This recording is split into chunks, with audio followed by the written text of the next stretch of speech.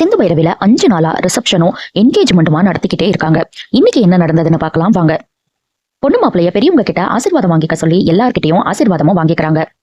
எல்லாருமே சேர்ந்து ஒரு போட்டோ எடுத்துக்கிட்டு அதுக்கப்புறம் ரூமுக்கு கிளம்பலாம் அப்படின்னு சொல்லிட்டு அந்த இடத்துல இருந்து கிளம்புறாங்க. கிளம்பும் போது இந்த சிவாவாவது சும்மா போறாரா? அவர் போகவே மாட்டேங்கிறாரு. திரும்பி சிந்துவை பாக்குறாங்க. சிந்து எப்பவும் போல சிவாவை பாக்குறாங்க.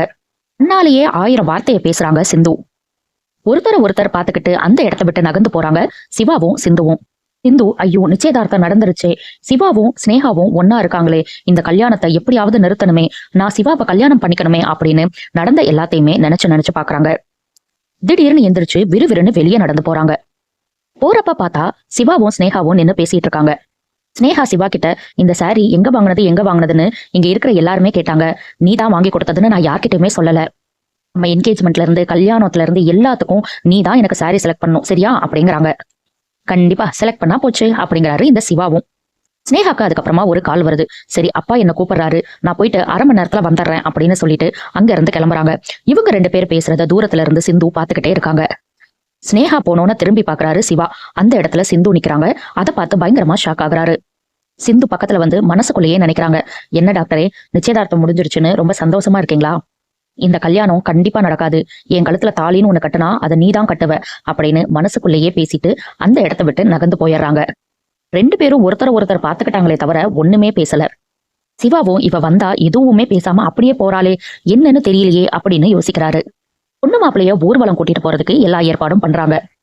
இசக்கிய ஜூஸ் எடுத்துட்டு வர சொல்றாரு சிவாவோட அப்பா. ஐஸ்வர்யாவும் போய் அதை சொல்ல இசக்கியும் ஜூஸ் எடுத்துட்டு வந்து எல்லாருக்கும் கொடுக்குறாரு. இவர் எடுத்துட்டு வந்ததுலயே தெரியுது எதையோ கலந்துதான் எடுத்துட்டு வந்திருக்காருன்னு. ஆறுமுகமும் அந்த ஜூஸை குடிச்சிடறாரு. இன்னைக்கு ஊர்வலத்துல பெரிய கலவரமே நடக்க போகுதுடியோ அப்படின்னு இசக்கி மனசுக்குள்ளேயே ரொம்பவே சந்தோஷப்படுறாரு. எதை கலக்கணுமோ அதை நான் கரெக்டா கலந்துருக்கேன், என்ன நடக்கும்னு மட்டும் பாரு அப்படின்னு குதூகலம் ஆகுறாரு. உங்க அக்கா கிட்டையும் எல்லாம் நல்லபடியா முடிஞ்சிருச்சு அப்படின்னு சிக்னல் கொடுக்குறாரு. ஊர்வலத்துக்கு பொண்ணு மாப்பிளைய கூட்டிட்டு வராங்க. ஊர்வலத்தை ஆரம்பிச்சிடலாமா அப்படின்னு கேட்க ஆர்த்தி எடுத்தோன்னே ஆரம்பிச்சிடலாங்கிறாங்க. சிவாவதான் ஆர்த்தி தட்டுல இருக்கிற கற்பூரத்தையும் கொளுத்த சொல்றாங்க. ஒவ்வொரு இடத்துலயும் ஒவ்வொரு விஷயம் நடக்கும் போதும் சிந்து சிவாவை பார்க்க மறக்கிறதே கிடையாது. அதே மாதிரி சிவாவும் சிந்துவை பார்த்துக்கிட்டே தான் இருக்காரு. ஒன்னா கார்ல உட்கார வச்சு ஊர்வலத்தை ஆரம்பிச்சிடுறாங்க. நேகாவும் சிவாவும் கை கோர்த்து நடந்து வர்றாங்க. அதை சிந்து பாக்குறாங்க. சிந்து பாக்குறத சிவா பாத்துறாரு. டக்குன்னு கைய தட்டி விடுறாரு நம்ம சிவா. அது மட்டும் இல்லாம ஸ்னேகா கிட்ட இந்த கல்யாணம் முடியற வரைக்கும் கொஞ்சம் டிஸ்டன்ஸ் மெயின்டைன் பண்ணலாமே, தப்பா நினைச்சுக்காத, வீட்டுல இருக்கிற யாருக்கும் தெரியாது அப்படின்னு சொல்றாரு. ஸ்னேகாவும் புரியுது சிவா பாத்துக்கிறேங்கிறாங்க. அது மட்டும் இல்லாம அவங்க அம்மா கிட்ட சூப்பரா இருக்கு ஆண்டி ஃபங்க்ஷன் அப்படின்னு சொல்ல, உங்களோட கல்யாணத்தை இன்னும் ஜாம்னு நடத்துறேன் அப்படின்னு மகாவும் சொல்றாங்க. கலந்து கொடுத்தது இங்க கலவர. ஆறுமுகம் ஃபர்ஸ்ட் சிந்து கிட்ட, என்னங்க உங்க தங்கச்சி பைரவி எப்ப பார்த்தாலும் உருன்னு இருக்கா, சரி விடுங்க அவளை பத்தி விடுங்க, நீங்க ஏதோ ஒரு மாதிரி அமைதியாவே இருக்கீங்களே, ஏதாவது பிரச்சனையான்னு கேக்குறாரு. எப்படியெல்லாம் ஒரு பொண்ணு இருக்கணும்னு நினைச்சேனோ அதே மாதிரி நீங்க இருக்கீங்க, எனக்கு ரொம்ப சந்தோஷம் அப்படின்னு சொல்றாரு. எதுக்குமே பதில் பேசல சிந்து. என்னங்க பேரு சிந்துன்னு வச்சிருக்காங்க, ஒரு வார்த்தையை கூட சிந்த மாட்டீங்களே அப்படிங்கிறாரு ஆறுமுகம். அதுக்கப்புறம் அவரோட வேலையை காட்ட ஆரம்பிச்சிடுறாரு. அப்பா கிட்ட இருந்து கண்ணாடியை வாங்கி போட்டு அலப்பறையா ஆரம்பிக்கிறாரு. டான்ஸ் பயங்கரமா ஆடுறாரு. பத்தாக்குறைக்கு காரை விட்டு கீழையும் இறங்க ட்ரை பண்றாரு. அவனை கீழே உட்கார சொல்லுடா அப்படின்னு அன்னபூர்ணியும் சொல்றாங்க. மாப்பிள்ளை எப்படி டான்ஸ் ஆடுறாரு பாருங்க அப்படின்னு பைரவி சொல்ல, அவர் சந்தோஷத்துல இருக்காருமா, ஆடட்டும் என்ன இப்போ அப்படிங்கிறாரு சத்யராஜ். காரை விட்டு கீழே இறங்கி டான்ஸ் ஆட ஆரம்பிக்கிறாரு.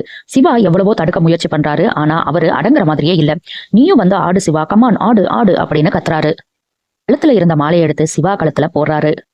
இத சிந்து பாக்குறாங்க. இதோட இன்னைக்கு எபிசோட முடிக்கிறாங்க. அடுத்த வாரம் என்ன நடக்க போகுது அப்படின்னா, பைரவி நேரா போய் ஆறுமுகத்துக்கிட்ட பேசுறாங்க. உன்னை ஒரு பொண்ணு கல்யாணம் பண்ணிக்கிறேன்னு சொன்னதே பெரிய விஷயம், நீ என்னடானா ஊர்வலத்துல இப்படி பண்ற, உனக்கெல்லாம் கொஞ்சம் கூட அறிவே இல்லையான்னு கேக்குறாங்க. அதுக்கப்புறம் சிந்து சிவா கிட்ட திருமண நாள் வாழ்த்துக்கள், நம்ம 2 பேத்துக்கு தான் கல்யாணம் நடக்க போகுது அப்படின்னு வேற சொல்றாங்க. இந்த வாரம் ஃபுல்லா வெறும் என்கேஜ்மெண்ட், ரிசப்ஷனு, ஊர்வலம் அப்படின்னு சொல்லி முடிச்சுட்டாங்க. இன்னொன்னும் நடந்தது, சிந்து சிவாவை பாக்குறது, சிவாவை சிந்துவை பாக்குறது. இதுதான் மொத்த வாரமும் நடந்துட்டு இருந்தது. அடுத்த வாரம் இவங்க 2 பேத்துக்கு கல்யாணம் நடக்குமா, எப்படி நடக்கும் அப்படிங்கறத நம்ம பொறுத்திருந்து பார்க்கலாம். அடுத்தடுத்து சிந்து பைரவில என்ன நடக்குதுன்னு தெரிஞ்சுக்க சப்ஸ்கிரைப் பண்ண மறந்துடாதீங்க.